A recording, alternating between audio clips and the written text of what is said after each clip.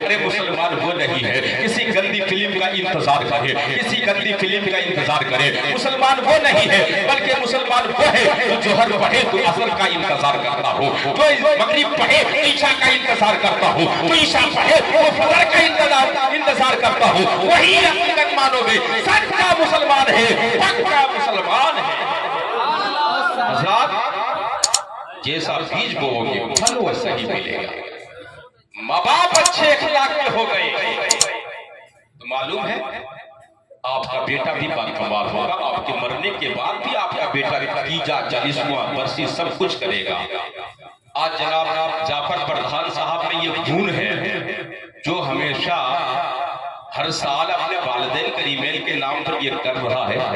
हर बेटा नहीं कर सकता है, हर नौजवान नहीं कर सकता है। जरूर उनके वालिदैन में कोई ऐसा कमाल होगा,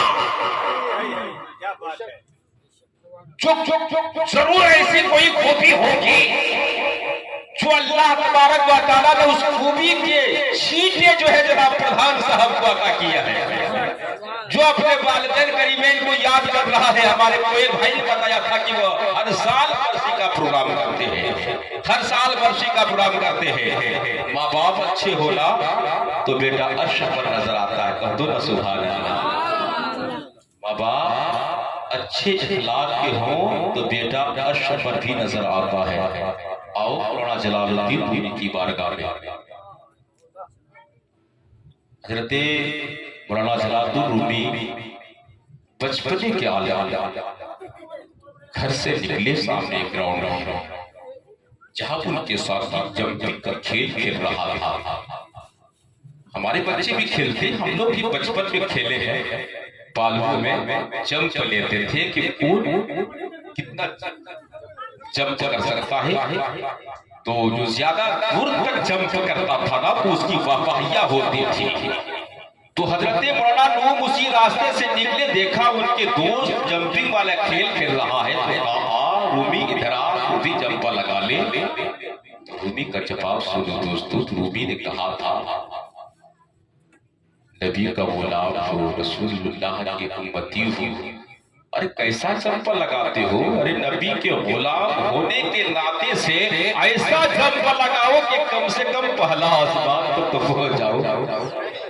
दोस्तों ने कहा था ये काम इंसानों की बस में नहीं है, अगर तुम में शक्ति है तू ही लगा करके देख ले। देख ले जंप लगा करके, अगर तुझ में कमाल है तो देख ले। अरे हम तो जंप लगाते हैं तो आसमान तक तो नहीं जा पाते हैं, अगर तुझ में कमाल है, तुम में पावर है, वो भी एक बार जंप लगा कर दिखा दे और काला आसमान तक पहुंच कर दिखा दे। तो रूमी ने कहा था ठीक है मैं जंप लेता हूँ। वही मौलाना जलालुद्दीन रूमी है जिसने मदीने की तरफ रुख किया था, आका की तरफ रुख किया था, मदीने की तरफ रुख किया था, कुछ नहीं किया था। मुस्तफा पे दरूद पढ़ा, जमजली जा और आसमान पे उड़ा तो गायब हो गया। कादोना सुभान अल्लाह। दोस्त लोग जितने उनके साथी बिरादर थे सारे लोग डर गए। शायद इससे कोई मुसीबत उठा करके ले गई है, क्योंकि जब तक नजर आते रहे उनके दोस्त देखते रहे और जैसे ही आंखों से ओझल हुआ ना तो ये सारे दोस्त डर गए। अल्लाह से तो छीन लेकर चला गया।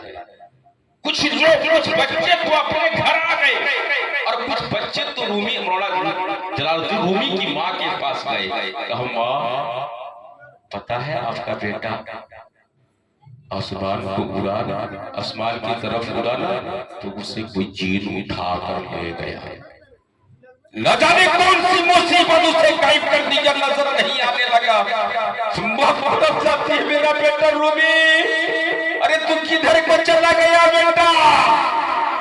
माँ घर से निकलती है, उसी ग्राउंड की तरफ जाती है, उसी ग्राउंड की तरफ कदम बढ़ाती है तो क्या देखती है? उसी ग्राउंड में मौलाना रूमी बैठ करके मुस्तफा पर दरूद पढ़ता है। माँ ने बेटे को दबोच लिया, कहा बेटा किधर को चला गया था? मेरा बेटा किधर को गायब हो गया था? बेटे ने जवाब दिया था माँ यहाँ मेरे दोस्त जंपिंग का खेल खेल रहे थे। इन्होंने कहा, मैंने इनसे कहा, अरे तुम मुस्तफा का गुलाम हो, नबी का मानने वाले हो, अरे ऐसा ऐसा ऐसा जंप लगाते हो कि तुम आसमान तक नहीं उड़ पाते हो, आसमान तक नहीं पहुंच पाते हो, अरे ऐसा जंप लगाओ नबी के गुलाम के नाते से कम पहला आसमान को तो टच करो। कहा माँ मैंने कुछ नहीं किया था माँ, सिर्फ मदीने की तरफ मुस्तफा पे दरूद पढ़ा, जब बलिया ए मेरी माँ तेरी पिलाई में दूध की कसम, पाला आसमान पीछे रह गया, आपका बेटा आगे बढ़ गया। कह दो सुभान अल्लाह।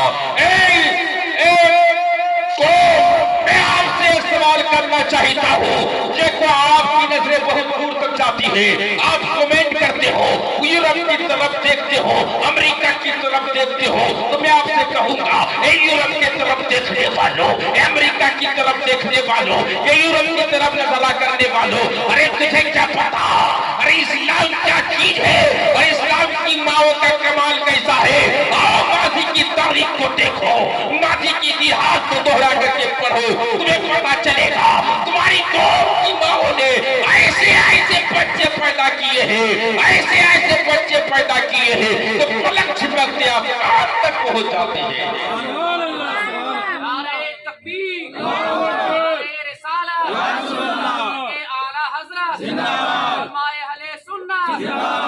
मौलाना इब्राहिम रजा फैजी,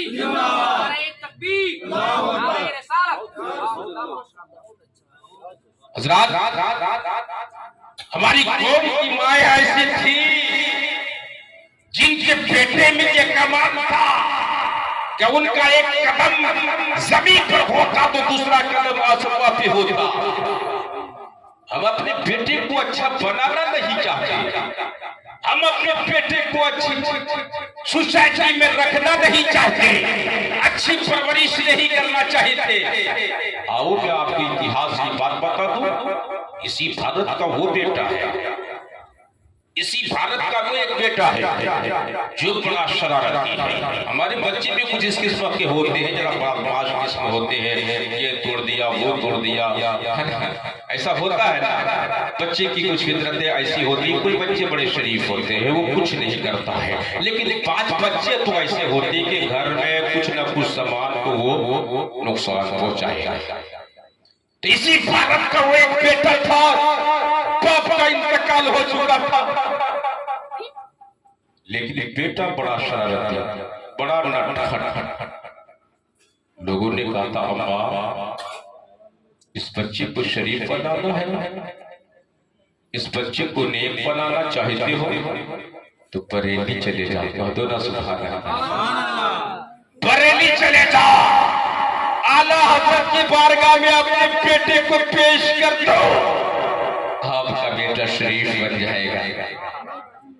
माँ को उम्मीद की कुछ किरण महसूस हुई, बेटे तो पहले पकड़ा नहीं जा रहा था,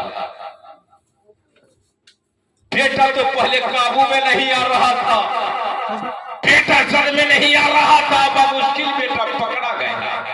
बात तो बोल चल बेटा पर आला हजरत की बारगाह में पहुंचती है और अपना बेटा पेश करती हुई कहती है हजरत ये मेरा बेटा है, बड़ा शरारती है, बड़ा बदमाश है, दिन भर शरारती करते रहता है हजरत, अब मेरे बेटे के लिए कुछ तावीज, कोई अमल, कोई नुस्खा, कोई जरिया बता दीजिए।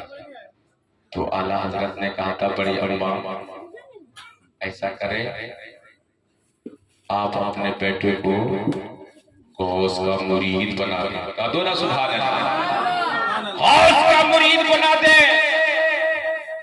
तो आला हजरत रज़ियल्लाहु ताला अन्हु ने कभी किसी से ये नहीं कहा कि तू मेरा मुरीद बन जा, कभी भी नहीं। तारीख में ये बात शाहिद है कि आला हजरत ने किसी को मुरीद करने पर उसे मजबूर किया हुआ नहीं। मां से कहा मां बेटे को कादरी बना दो, बेटा शरीफ बन जाएगा। मां ने कहा ये बेटा मैं आपके सुपुर्द करती हूँ, आला हजरत मेरे बेटे को रख लीजिए, अहमद रसा ने उस बेटे का हक पकड़ा तो आला हजरत फरमाते वो बेटा मेरे हाथ से भी खेल रहा था, मजाक कर रहा था। और कुछ देर के बाद वो लड़का मेरी दाढ़ी से खेलने लगा। कभी कभी मेरे गर्दन पर हाथ रख देता, मेरी गर्दन पर हाथ रख देता। तो आला हजरत ने उस बच्चे का हाथ पकड़ के कहा था, कहो बेटा मैं गौस का मुरीद होता हूँ, कहो बेटा मैं गौस का मुरीद होता हूँ। जैसे ही इस बेटे ने कहा था मैं गौस का मुरीद होता हूँ, इतना कहना था, वही अगलने वाला बच्चा, वही अगलने वाला बच्चा, वही शरारत करने वाला बच्चा फौरन नर्म हो जाता है, फौरन इसकी कैफियत बदल जाती है, कैफियत बदल जाती है। आला हज़रत शिजरा पर दस्तखत करते हैं, बड़ी अम्मा को देते हैं, अम्मा आज से आपका बेटा कादरी हो गया है, आज से आपका बेटा कादरी बन गया है, अब इस बेटे को लेकर चले जाए। माँ ने कहा था बेटा अब घर के चलो, माँ ने कहा था बेटा अब घर की तरफ बढ़ो, लेकिन वही बेटा जवाब देता है, अम्मा अब मैं घर नहीं जाऊंगा, अम्मा मैं घर नहीं जाऊंगा, मैं तो मुस्तफा का फरमान पढ़ूंगा, मुस्तफा का फरमान पढ़ूंगा, नबी की शरीयत पढ़ूंगा, नबी की शरीयत पढ़ूंगा, खुदा की किताब पढ़ूंगा, दीन की तालीम हासिल करूंगा, अम्मा मैं घर नहीं जाऊंगा। हज़रात जानते हैं ये बच्चा कौन है? ये भारत का पुत्र कौन है? ये वही बेटा है खलीफा आला हज़रत, जिन्हें सारी दुनिया मौलाना फजलुर रहमान कादरी अलैहिर्रहमा के नाम से याद करता है। इनका मशहूर कलाम है ना, मशहूर जमाना, ए शहंशाह मदीना अस्सलातु वस्सलाम, ए शहंशाह मदीना अस्सलातु वस्सलाम, ज़ीनत अर्श मुअल्ला अस्सलातु वस्सलाम। मैं वो सुन्नी हूँ जमीले कादरी मरने के बाद, मैं वो सुन्नी हूँ जमीले कादरी मरने के बाद मेरा लाशा भी कहेगा अस्सलातु वस्सलाम।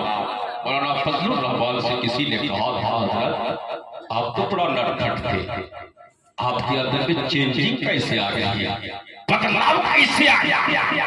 तो जानते हैं मौलाना फजलुर रहमान फरमाते हैं, मुझे पता नहीं बदलाव कैसे आया, खुदा के फजल से हम पर ऐसा आया, गौसे आदम का, खुदा के फजल से हम पर ऐसा आया, गौसे आदम का, हमें दोनों जहां में है सहारा, गौसे आदम का, हमें दोनों जहां में है सहारा, गौसे आदम का। खुदा देगा मुनादी हश्र में ये कादरियों को, खुदा देगा मुनादी हश्र में ये कादरियों को।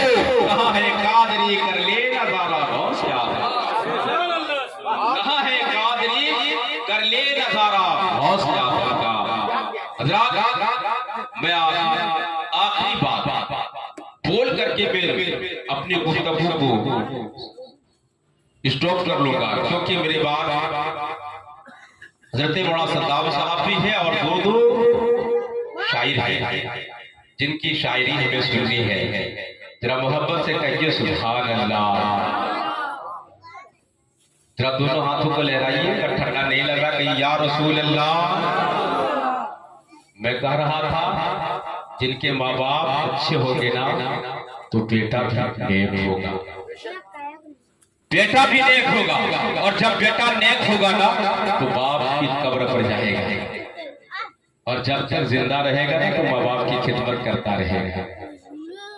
जानते हैं मेरे हबीब फरमाते हैं, खुदा की रजा माँ बाप की रजा पर है, खुदा की रजा माँ बाप की रजा पर है, और माँ बाप की रजा खुदा की रजा पर है, खुदा की रजा पर है। मोमिन मुसलमान अच्छा बना, जब आपको मौत आएगी ना मन पसंद मौत हो, जिस दिन मरना चाहोगे, जिस तारीख पसंद करोगे, जो तारीख तुझे अच्छी लगेगी अल्लाह उसी तारीख पे तुझे मौत अता करेगा, उसी तारीख में तेरा इंतकाल होगा। इसलिए मोमिन मुसलमान बन जा और अपना आप में कमाल पैदा करो, अपनी जो है अपना अखलाक बदल दो, और अपने अंदर में परहेजगारी लाओ, वफादारी लाओ, अपना अपना किरदार बदले।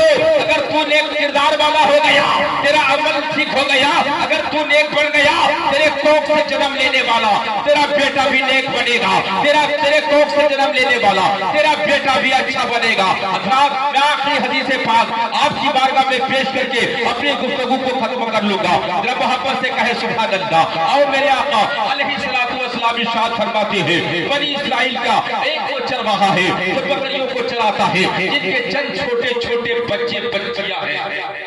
जानते हैं उनका गुजारा कोई बड़ा कारोबार है, बकरियां चलाना और उस बकरियों को दूध बेचना और उससे पैसे हासिल करना और घर का मेंटेनेंस करना। और वो जब बकरियां चलाकर जब वापस घर को आता है ना, ध्यान दीजिए मेरी तरफ, जब वो घर वापस आता है ना, तो सबसे पहले उनकी एक बूढ़ी अम्मा थी जो चल नहीं सकती थी, उठ नहीं सकती थी।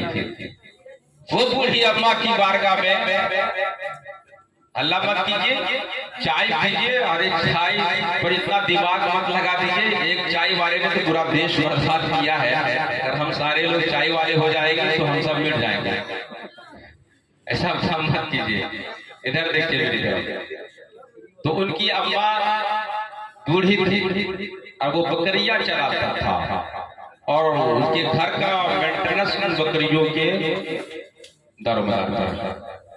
तो जानते हैं वही चरवाहा एक रोज बकरियों को हाँकता हुआ, बकरियों को हाँकता हुआ बहुत दूर दराज जंगलों की तरफ चला गया। वापसी में देर हो गई, माँ सो गई। कह दो सुभान अल्लाह, जरा माँ के नाम पर बोल दो सुभान अल्लाह। माँ सो गई।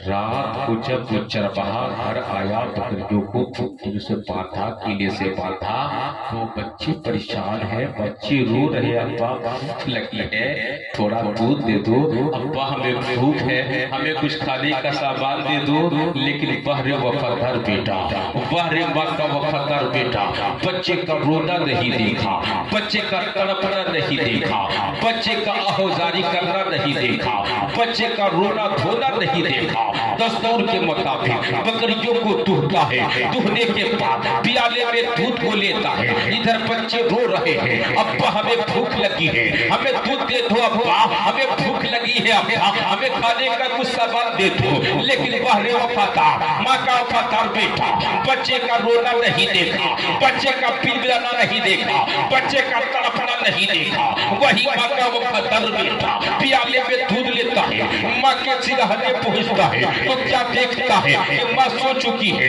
माँ नींद में है। अगले ने कहा, जगा दे अपनी माँ को, जगा दे अपनी माँ को, दूध पेश करते।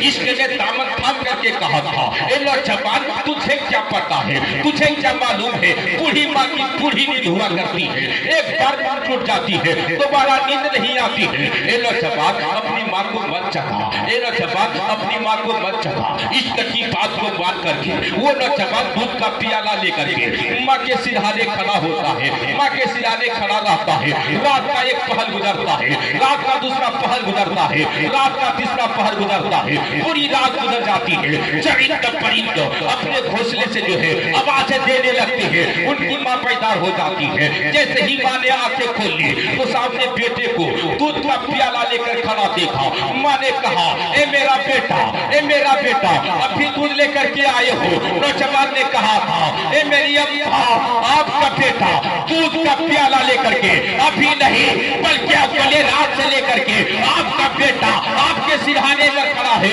आपके जागने का इंतजार कर रहा है। आपका बेटा अगले रात से आपके जागने का इंतजार कर रहा है। माँ ने दूध का प्याला लिया, पीने के बाद बूढ़ी माँ ने अपने आंचल को दराज कर दिया, रब की बारगाह में कहा, ए मेरे मौला, ए मेरे रब, मैं अपने बेटे से राजी हूँ। ए परवरदिगार, मैं अपने बेटे से खुश हूँ। ए मेरे मौला, मैं अपने बेटे से राजी हूँ। ए मेरे मौला, तू भी मेरे बेटे से राजी हो जा, तू भी मेरे बेटे से राजी हो जा। पता चला जिस बेटे से बाप राजी होगा उस बेटे से खुदा राजी होगा। जिस बेटे से माँ बाप राजी है तो समझ लो आपका खुदा भी आपसे राजी है। आप कैसे परखोगे आपका बाप राज आपसे खुश है कि नहीं, आपका बाप आपका माँ बाप आपसे राजी है कि नहीं। अगर परखना चाहो तो कैसे परखोगे कि मेरा इंसान चाहे कि हम देखें कि मेरा रब मुझसे राजी है कि नहीं है, तो आप कैसे जानोगे खुदा आपसे राजी है?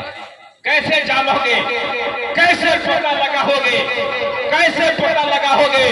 ए नौजवानों, सिर्फ मज़ारों पर बड़ा बड़ा बकरा पेश करने से नहीं होगा, नस्ल न्याज पेश करने से नहीं होगा। अरे तुझे क्या पता? अरे तुम तो यही समझते हो दुनिया के सबसे बड़े पीर अब्दुल कादिर है, यही नहीं जानते हो, यही नहीं जानते हो। लेकिन तुझे पता नहीं दुनिया का सबसे बड़ा पीर तेरा बाप है, सबसे बड़ा पीर तेरी माँ है। अरे किसी पीर का दरवाजा खटखटाने से पहले, किसी पीर के चौखट पर आदमी देने से पहले माँ के कदमों को चूम लो। अगर माँ बाप तेरे राजी हो गए तो अल्लाह वाला तुझसे राजी हो जाएगा। माँ बाप को कभी गर्मी का कपड़ा नसीब नहीं हुआ और बेटा 10,000 की चादर लेकर के जा रहा है। तेरी चादर किस काम की? किस काम की? क्या खाजा तेरे चादर को कबूल फरमाएगा? अल्लाह वाले तेरे चादर को कबूल करेगा नहीं, क्योंकि तेरा बाप कपड़े के लिए तरस रहा है। तेरे बाप ने गर्मी का कपड़ा नहीं पहना है, ठंडी में बड़ी परेशानी से वो रातों दिन गुजार रहे हैं और तू बड़ी चादर लेकर के अल्लाह वाले की बारगाह में पहुंचा है। सुनो, अरे वो चादर मत चढ़ाओ, अरे 10,000 की चादर बंद करो। अगर तेरे माँ बाप के जिस्म में कपड़ा नहीं है तो कपड़ा पहना दो। अगर तेरे माँ बाप के जिस्म में कपड़ा नहीं है इन्हें कपड़ा दे दो। अल्लाह वाले तुझसे ये सही राजी हो जाएंगे। मुहर्रम शरीफ के महीने में आपने देखा है 9वीं मुहर्रमुल हराम को सारा विधानसभा क्षेत्र के बड़ा मैदान खटाखट भर जाता है लोगों से। किसी ने कहा था हमसे कि मौलाना साहब बहुत बहुत बहुत बहुत बड़ा खुशी है मेरा और मोहब्बत है कि मैं आपको लेकर जाऊंगा और ये आपके हाथ से मैं खुशी जमा कराऊंगा। मैं तो पहले रेडी नहीं हो रहा था, बहुत मुश्किल उसने मुझे राजी किया।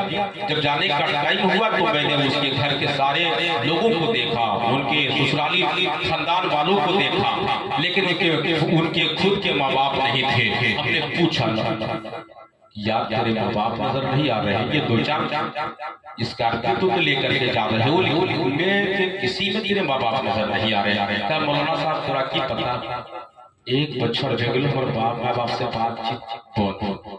हमने कहा मैं नहीं जाऊंगा, तेरे साथ जाकर के मैं क्या करूंगा, तेरे साथ जाकर के मैं क्या करूंगा, कहीं तेरी लहू पर न पड़ जाए, इसलिए मुझे नहीं जाना है। क्योंकि तू खस्सी लेकर के जा रहा है, बड़ी चादर पेश करेगा, तेरे माँ बाप नाराज है, तुझे क्या मालूम पता है अल्लाह वाले तुझसे राजी हो जाएगा। नहीं नहीं, पूरी दुनिया की दौलत पेश कर दो, पूरी दुनिया का खजाना पेश कर दो, अल्लाह वाला राजी नहीं होगा। क्योंकि अगर मुझे राजी करना चाहते हो तो पहले माँ बाप को राजी कर ले, उसके बाद अल्लाह वाला राजी होगा। मेरे दोस्त बुजुर्गों, आज यही माशरा हो चुका है, आज यही आलम हो चुका है। मेरे दोस्तों, मैं आपसे कहना चाहूंगा अगर किरदार बदलना चाहते हो बदल दो, अपने माँ बाप को राजी करना चाहते हो राजी कर लो। अगर तुम ये जानना चाहते हो मेरा रब मुझसे राजी है कि नहीं, मेरा रब मुझसे खुश है कि नहीं, तो सुनो, जिस बंदे से माँ बाप मुस्कुराता है, जिस बेटे से माँ बाप राजी है, समझ लो उसका रब उस आदमी से खुश है। वाह अल्हम्दुलिल्लाह रब्बिल आलमीन।